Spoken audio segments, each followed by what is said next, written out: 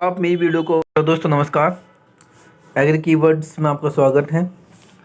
Agree with keywords में आपका स्वागत है। आज हम बात करने वाले हैं मोस्ट इम्पोर्टेंट पॉइंट के बारे में। एक कमेंट में एक हमारे यूजर हैं, उसने हमें कहा है कि सर आप इसका एग्रीकल्चर जो फील्ड ऑफिसर होता है यानी कि एफओ जो होता है उसका सिलेबस के बारे में भी सर हमसे थोड़ा सा डिस्कस कीजिए।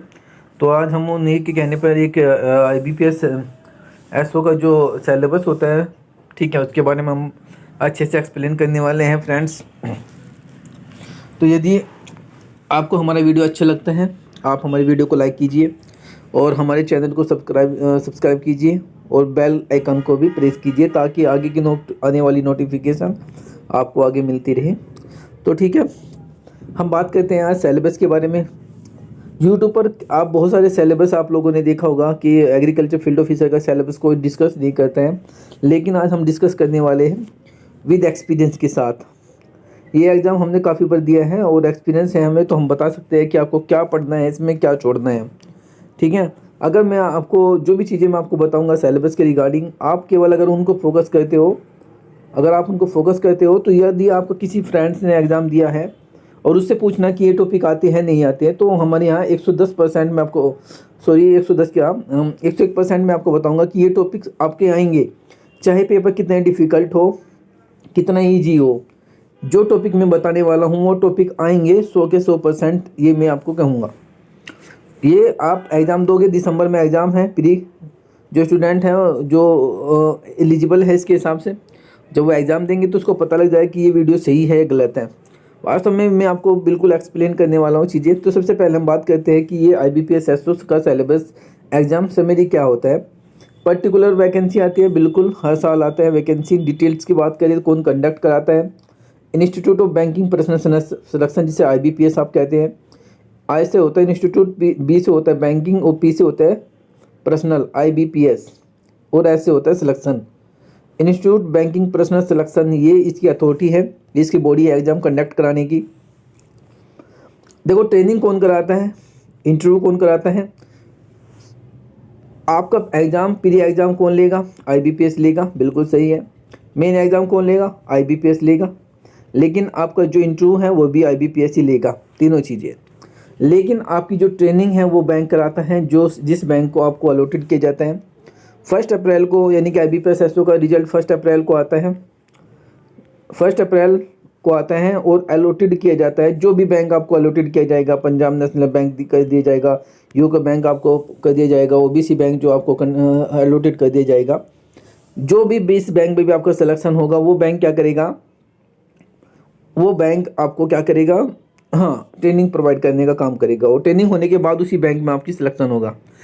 देखो, आपके गेट तक छोड़ने का, मान लो ये घर है और इस घर के अंदर ये इसमें परिवार रहता है, ठीक है। मान लो एक बैंक है, इसका नाम है पंजाब नेशनल बैंक। थोड़ा वीडियो लेंथी हो सकता है, लेकिन चीज़ों को समझिएगा आप, बिल्कुल एक्सप्लेन मैं आपको बिल्कुल विद एक्सपीरियंस बता रहा हूँ। इसके बाहर तक, गेट के बाहर जितना भी सारा काम करेगा, प्री एग्ज़ाम होगा, मेन एग्ज़ाम होगा, इंटरव्यू होगा, डॉक्यूमेंट वेरिफिकेशन होगा, सारा का सारा काम IBPS के थ्रू होगा। लेकिन जब घर के अंदर आप एंट्री कर पाओगे, जब आप सदस्य बन जाओगे इसकी, तब आपका सारा का सारा ट्रेनिंग काम, आगे आपकी सैलरी का जो भी देखेगा वो बैंक देखेगा जिस बैंक में आपका सिलेक्शन हुआ है, जो बैंक आपको अलॉटेड है। अगर आपको ये वेरीफाई करना है तो आप किसी भी जो जॉब कर रहा है, या पिछले साल सिलेक्शन जिसका हुआ है, अगले साल सिलेक्शन होगा, या पीछे जो भी आपका कोई फ्रेंड है, तो उससे पूछ लेना। IBPS का काम केवल और केवल प्री एग्ज़ाम कराना होता है, मेन एग्ज़ाम कराना होता है, इंटरव्यू कराना होता है। ट्रेनिंग IBPS नहीं कराता है, ठीक है। ट्रेनिंग कराता है जो बैंक आपको अलॉटेड होता है। 1 अप्रैल 2024 में जो भी, या 1 अप्रैल 2023 में जो भी अलॉटेड हुए हैं बैंकिंग, जो भी कैंडिडेट सेलेक्टेड हुए हैं, उनसे पूछ सकते हैं आप। एक बात तो ये IBPS का काम है। एग्ज़ाम की बात करें तो IBPS एसओ है। एग्जामिनेशन मोड की बात करें तो ऑनलाइन एग्ज़ाम होता है, ऑफलाइन एग्ज़ाम नहीं होता है। एग्ज़ाम की डेट की बात करें तो कब कब एग्ज़ाम होता है, प्री एग्ज़ाम जो होता है इसे 30-31 दिसंबर के बीच में होता है। 30 तारीख को हो सकता है, 31 तारीख को हो सकता है, ये डेट आपको मिल जाएगी, यानी कि दिसंबर महीने में इसका प्री एग्ज़ाम हो जाता है। मेन एग्ज़ाम की बात करें तो 28 जनवरी को होगा 2024 का। इस एग्ज़ाम, देखो, 30-31 दिसंबर को आपका प्री एग्ज़ाम होगा, 28 जनवरी को आपको 2024 में आपका मेन एग्ज़ाम होगा। ठीक है। ड्यूरेशन क्या होता है प्री एग्ज़ाम 120 मिनट का, यानी कि 2 घंटे का होता है। ठीक है, कितने घंटे का होता है? 2 घंटे का होता है।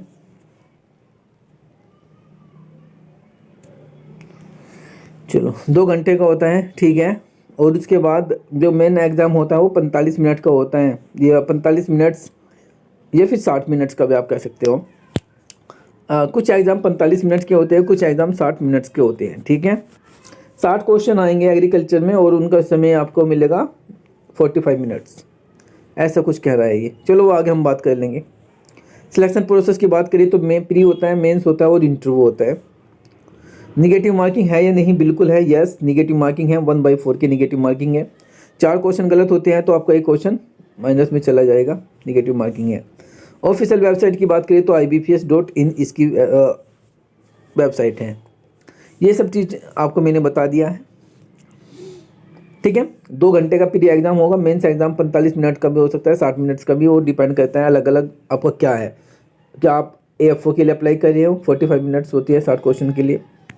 क्या आप मार्केटिंग के लिए अप्लाई कर रहे हो, अलग अलग प्रोसेस हैं, उसके लिए अलग अलग टाइमिंग है, वो आपको बता दिया जाएगा। इसमें कोई डाउट हो? कोई डाउट नहीं है। चलो आगे चलते हैं। वीडियो को ध्यान से देखना, कोई भी आप स्किप ना करें, सारी चीज़ें मैं एक्सप्लेन करने वाला हूँ। IBPS SO प्राइमरी जो आपका प्री एग्ज़ाम होता है या जो आपका प्रीलिमिनरी एग्ज़ाम होता है, उसका सिलेबस की हम बात करें तो देखें स्टूडेंट, प्रीलिमिनरी एग्जामिनेशन की बात करें तो ये सब चीज़ें होती हैं। इसमें 3 मेजर सेक्शन होते हैं। पहला मेजर सेक्शन रीजनिंग होता है, फिर इंग्लिश लैंग्वेज होता है और फिर क्वांटिटी एप्टीट्यूड होता है। ओके, ये 3 मेजर सेक्शन होते हैं जो आपका प्री एग्ज़ाम होता है। उसके लिए ये सभी के लिए हैं, आप लॉ ऑफिसर हो, चाहे एग्रीकल्चर ऑफिसर हो, आप चाहे आप कोई भी अधिकारी, अगर राज्यसभा अधिकारी हो, कुछ भी हो, उसके लिए आपको ये एग्ज़ाम देने पड़ेंगे, ठीक है। चाहे आप IBPS SO agriculture field officer के बारे में बात कर रहे हो, एग्रीकल्चर आपका मार्केटिंग ऑफिसर के बारे में बात कर रहे हो, लॉ ऑफिसर, राज्यसभा अधिकारी, सबके लिए एक एग्ज़ाम, प्री एग्ज़ाम सबके लिए बराबर होता है। सिलेबस की बात करें तो रीजनिंग पूछा जाता है, क्या सीटिंग अरेंजमेंट आता है, बिल्कुल। पजल आती है, इनइक्वालिटी आती है, फ्लोगलिज्म आते हैं, इनपुट आउटपुट मशीन आती है, डाटा सफिशिएंसी आती है, ब्लड रिलेशन आता है, ऑर्डर रैंकिंग आती है, अल्फान्यूमेरिक सीरीज आती है, डिस्टेंस एंड डायरेक्शन आता है और वर्बल रीजनिंग आती है। ये सारे के सारे 11 पॉइंट हैं। देखो मैं आपको बताता हूँ सीटिंग अरेंजमेंट का मतलब क्या होता है। सीटिंग अरेंजमेंट का स्टूडेंट का मतलब ये होता है कि मान लो ये 2 लाइन है, एक लाइन 1 2 3 4 आदमी बैठे हैं और एक A है, ये B है। तो A के सामने जो बैठा है B, उसका मुंह किस तरफ है? मान लो उसका एक उत्तर की तरफ है, एक दक्षिण की तरफ है, ठीक है। तो ये बिठाना होता है कि कौन कहाँ बैठेगा। फिर गोल घेरा आपने देखा होगा कि एक आदमी, 2 आदमी, 3 इस तरह बैठे हैं, किसी का फेस अंदर है, किसी का बाहर है, इस तरह के क्वेश्चन आते हैं। ये आप लोग देखे होंगे सीटिंग अरेंजमेंट के। जो स्टूडेंट IBPS AFO या IBPS कुछ किसी भी का भी एग्जाम हो की तैयारी कर रहा हो, जैसे कलर की तैयारी कर रहा हो, SBI की तैयारी कर रहा हो, एग्रीकल्चर में आपका जो IBPS है, PO है, क्लर्क है, सब में रीजनिंग सेम होती है, सब में सेम रहता है। ये फ़ायदा होता है कि अगर आप बैंक, तो बात करते हैं यहाँ पर हम IBPS सिलेबस की बात कर रहे थे। तो सिलेबस में हम स्टूडेंट देखो फ्रेंड्स, रीजनिंग है, आप IBPS PO की तैयारी करो, आप RRB की तैयारी करो, आप SBI की तैयारी करो, या आप बैंक ऑफ महाराष्ट्र की तैयारी करो, या फिर आपकी इनमें से कोई भी एग्ज़ाम जो बैंकिंग से संबंधित है, जैसे CWC है, सेंट्रल वेयर हाउस कॉर्पोरेशन है, FCI है, उसमें सिलेबस सेम है। अगर आप बैंकिंग की तैयारी करना चाहते हो तो आप देख लीजिए 1 2 3 4 5 6, लगभग 5-6 की तैयारी एक साथ कर सकते हो, यानी कि 6 पोस्ट की तैयारी आप एक इन सबको पढ़ के कर सकते हो। इनका सिलेबस सेम ही होता है, कोई डिफरेंस नहीं होता। किसी से भी पूछ लेना आप कि जो RRB का सिलेबस होता है, हो सकता है वो टफ और ईजी अलग अलग डिपेंड करता है।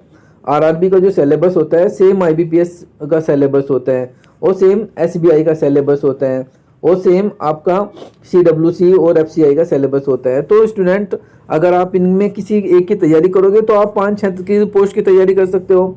और बैंकिंग का ऐसा एक रूल है कि बैंकिंग में एक तो पैसा नहीं चलता है, सबसे मेन चीज़ है कि यहाँ पर पैसा, करप्शन बिल्कुल भी नहीं है। दूसरी बात है कि यहाँ पर आपके हर चीज़ों को ट्रांसपेरेंस किया जाता है, आपके मार्क्स दिखाए जाते हैं, आपका कट ऑफ दिखाया जाता है। जबकि कुछ वैकेंसी ऐसी होती है कि आपको डायरेक्ट निकाल देंगे, कि कुछ बताएंगे नहीं। तो बैंक का यही है कि वो एक तो रेगुलर वैकेंसी है, हर साल आती ही आएगी वैकेंसी, हर साल आती है, अभी तक तो रेगुलर वैकेंसी आ रही है। दूसरा है, आप सब जानते हैं कि आने वाले कुछ समय में यानी कि बैंक में सैटरडे संडे ऑफ हो जाएगा, सैटरडे और संडे ऑफ हो जाएगा, यानी कि आपको एक महीने में लगभग 4 दूनी 8, यानी कि एक हफ्ते में 4 संडे होते थे और 4 ही सैटरडे होते थे, 8 दिन की छुट्टी मिल जाएगी। 22 डेज का आप वर्किंग रहेगा, इसमें भी आपकी 1-2 सरकारी छुट्टी हो सकती है। लगभग आपको 20 डे काम करना पड़ेगा एक महीने में, और आपको पता ही है पैसा कितना मिलता है, अच्छा खासा पैसा मिलता है बैंकिंग में। ठीक है, तो आप 20 दिन के वर्किंग डे किसी भी वैकेंसी में नहीं होता है। तो आप देख सकते हैं कि 20, यहाँ पर अगर दिल्ली की बात करें तो दिल्ली में भी सैटरडे संडे ऑफ रहता है, बट बैंकिंग है यहाँ पर। बैंकिंग में आप देख सकते हो कि मैं ये चीज़ें हैं। अगर आप इनमें से कुछ चीज़ें मैं आपको बताऊंगा, अगर आप उनको मेहनत करते हो, उस पर काम करते हो, तो 110% बता रहा हूँ मैं, 110% आपको यहाँ से ही पूछे जाएंगे। इसमें बहुत सारी चीज़ें ऐसी होती है कि जो आती नहीं है उसको हमें बताना है, देखिए उसको हमको छोड़ना है, हमें वो पढ़ना है जो आता है। तो हम सबसे पहले हम आपको रीजनिंग में बताएंगे टॉपिक कौन कौन से आपको करना है। सबसे मेन चीज़ है सीटिंग अरेंजमेंट, 101% किसी से भी पूछ लेना। कोई भी स्टूडेंट अगर एग्जाम दे के आया है और सीटिंग अरेंजमेंट का क्वेश्चन उसे हो मिला ना, ऐसा कभी हो ही नहीं सकता। पजल क्वेश्चन, पजल आते हैं, कुछ डिफिकल्ट आते हैं, कुछ इजी आते हैं। आपको इजी वालों को करना होता है, डिफिकल्ट वालों को छोड़ देना होता है। अगर आप डिफिकल्ट में मेहनत करोगे तो अच्छी बात है, लेकिन अगर आपके पास समय नहीं है, आप इजी थोड़ा सा इजी कर लीजिए। मान लो 4 सेट आए या 3 सेट आए, 3 सेट का मतलब होता है एक सेट में 5 क्वेश्चन होते हैं, टोटल कितने हो जाए 15 क्वेश्चन हो जाएंगे। तो 5 क्वेश्चन ईजी हो सकते हैं और 5 क्वेश्चन उनमें डिफिकल्ट हो सकते हैं और 5 क्वेश्चन मॉडरेट हो सकते हैं। तो आपको डिफिकल्ट को छोड़ना है, आप इजी को आप कर सकते हो, मॉडरेट पर काम कर सकते हो। आप 100% इसे मेहनत कीजिए, इस पर काम कीजिए। दूसरा पजल, इनइक्वालिटी आती है 100 के 100%, और आपका स्लोग 1, 2, 3, 4 ये टॉपिक आते हैं जो प्री एग्जाम होता है। मेंस में भी आते हैं लेकिन प्री में भी आते हैं, ये तो आपको करना ही है। ठीक है, ऑर्डर रैंकिंग, अल्फान्यूमेरिकल, आजकल इनका जमाना खत्म हो गया है। कभी आते हैं फुटकर में क्वेश्चन आते हैं 1-1, 2-2, 3-3, लेकिन ये बच में मतलब उसे बल्क में अगर हम कहें तो बल्क में क्वेश्चन आते हैं। ये आपका है 4। इनपुट आउटपुट मेंस एग्जाम जो होता है, जो मेंस एग्जाम होता है IBPS AFO में आता है कि हाँ बिल्कुल आता है। ये है 5 टॉपिक, अगर आप पढ़ लोगे तो आपको रीजनिंग में मुझे नहीं लगता कि आपको कुछ और पढ़ने की जरूरत है। किसी पे कुछ नहीं आता है, छोड़ दीजिए, ये बाकी के छोड़ दीजिए। 5 टॉपिक आप छोड़ दीजिए, आप इनको छोड़ भी सकते हैं। अगर आपको नहीं आता है अच्छी बात है, अगर नहीं आता है छोड़ दीजिए। ये 5 टॉपिक हैं रीजनिंग में, आप इनको अच्छे से पढ़िए। कोई नहीं बताएगा आपको, देखो हर आदमी आपको बहुत सारी चीज़ें बताएगा कि ये पढ़ लो वो पढ़ लो, नहीं, आपको केवल 5 टॉपिक इनको अच्छे से पढ़ना है बस। ये 5 टॉपिक अगर आपने पढ़ लिए, आपका प्री एग्रीकल्चर का AFO जो एग्जाम होता है प्री, वो क्वालिफाई हो जाएगा। अच्छे से पढ़ना है, लेकिन अच्छे से प्रैक्टिस करनी है, मेहनत करनी है, खूब सेट निकालने हैं इनके 20-20, 10-10 क्वेश्चन डेली निकालो। आप स्लोग देखो, स्लोग में आपका आइदर नोर नाइदर नोर वाला देखो। इनइक्वालिटी में देखो, इनइक्वालिटी में किस तरह से क्वेश्चन है, क्या कोडिंग वाले क्वेश्चन आते हैं। सभी तरह के करो, ईजी भी करो और मॉडरेट भी करो, डिफिकल्ट भी करो। अगर आप ये क्वेश्चन कर ले तो 5, ये डिफिकल्ट वाले बता रहा हूँ, 5, 1, 2, 3, 4 यहाँ से क्वेश्चन आते हैं, 5 क्वेश्चन यहाँ से क्वेश्चन लगभग 10 और 15 क्वेश्चन आते हैं। इनइक्वालिटी के 5 आते हैं, स्लोग के 5 आते हैं और 5 ही आते हैं। लगभग 5 20 35 क्वेश्चन यहाँ से आते हैं। बाकी फुटकर क्वेश्चन आते हैं, ये फुटकर क्वेश्चन है। तो आप देख लीजिए स्टूडेंट, आप अगर आप यहाँ तक मेहनत करें तो इनको ऊपर से मेहनत कर लीजिए खूब अच्छे से। आपका कोई भी हो, चाहे IBPS PO हो, क्लर्क हो, SBI हो, कुछ भी हो, आप अच्छे से इसमें अच्छे से परफॉर्म कर पाओगे। उसके बाद ये वर्बल रीजनिंग छोड़ दीजिए। उसके बाद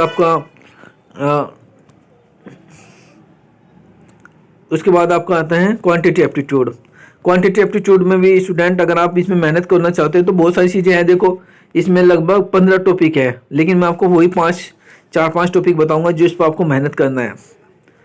देखो एक्चुअली क्या होता है कि हम कोचिंग करते हैं, वो कोचिंग वाला हमको पूरी चीज़ें पढ़ाता है, यानी कि उसको 15 टॉपिक या 16 टॉपिक, वो क्वेश्चन आए या ना आए, उसमें से मान लो 16 टॉपिक में से 6 टॉपिक आते नहीं है, लेकिन वो आपको 6 महीने तक उसकी उसकी परिभाषा बताता रहेगा, उसको पढ़ाता रहेगा, लेकिन उसका कोई फ़ायदा है नहीं, आएगा नहीं। जब आएगा नहीं तो क्या क्या ज़रूरत है उसको पढ़ने की, है भाई।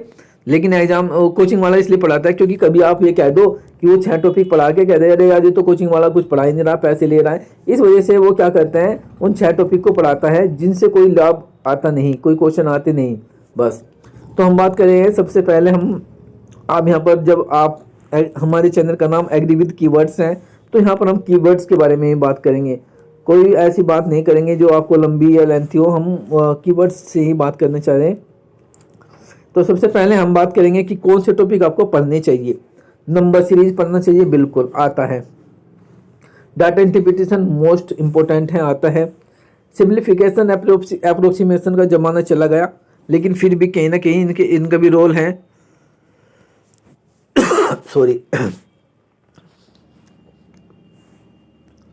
इनका भी रोल है, कहीं ना कहीं ये भी आते हैं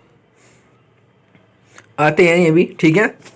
तो नंबर 1 नंबर सीरीज आपको पढ़ना है, डाटा इंटरप्रिटेशन पढ़ना है, सिंप्लीफिकेशन अप्रोक्सीमेशन, क्वाड्रेटिक इक्वेशन, बाकी आप छोड़ सकते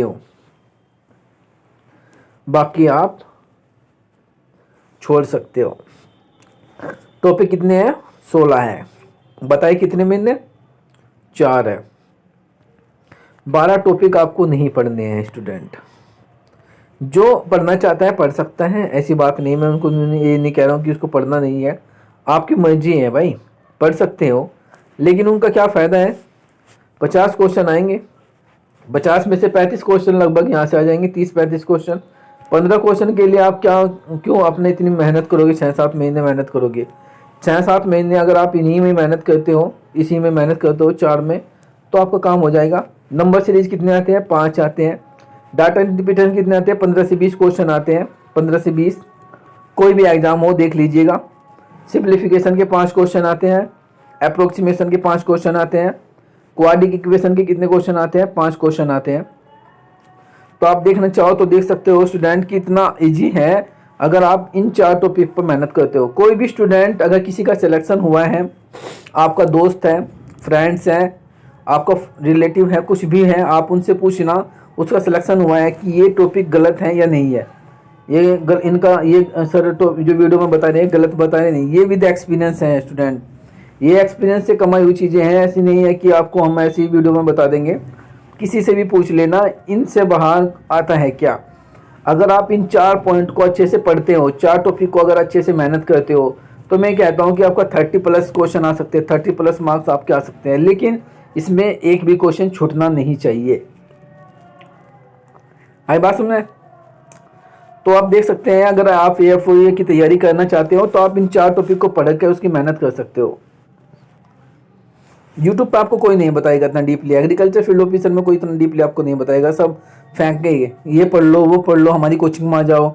अरे भाई कोचिंग में आने की क्या ज़रूरत है, यूट्यूब पे इतना फ्री कंटेंट है, आप वहाँ पर पढ़ सकते हो, क्यों पैसा बर्बाद कर रहे हो अपना।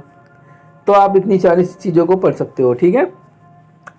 ये देख लेना, ये सारी चीज़ें मैंने आपको बता दी हैं, वीडियो को पॉज करके आप इसका स्क्रीनशॉट ले सकते हैं, ये चीज़ें है। किसी से भी पूछ लेना, कोई भी अगर बैंक की तैयारी कर रहा है या क्वालिफाइड स्टूडेंट है तो उससे बात करना, वो बता देगा ये डाटा सही है या नहीं है, ये बता रही है नहीं है, गलत बता रहे सही है। उसके बाद आता है इंग्लिश का बहुत स्टूडेंट को डर रहता है, तो इंग्लिश में हम बात करें cloze test, reading comprehension, spotting error, sentence improvement, sentence correction, for example, fill in the blank. English का इन्होंने बिल्कुल सही दिया है। इंग्लिश का इन्होंने ऐसा नहीं है कि भाई कहीं से ज़्यादा क्वेश्चन उठा दिए हैं या ज़्यादा टॉपिक नहीं, ये मोस्ट इंपॉर्टेंट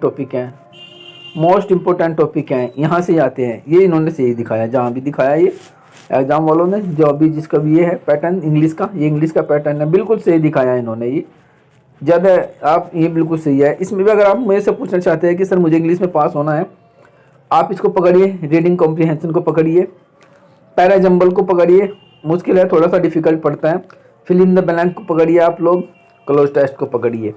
1 2 3 अगर आप इसमें भी चाहते हैं कि 3 टॉपिक अगर आप अच्छे से तैयार करके जाओगे तब भी आपके 10 मार्क्स वहाँ पर आ सकते हैं, 10 क्वेश्चन हो सकते हैं।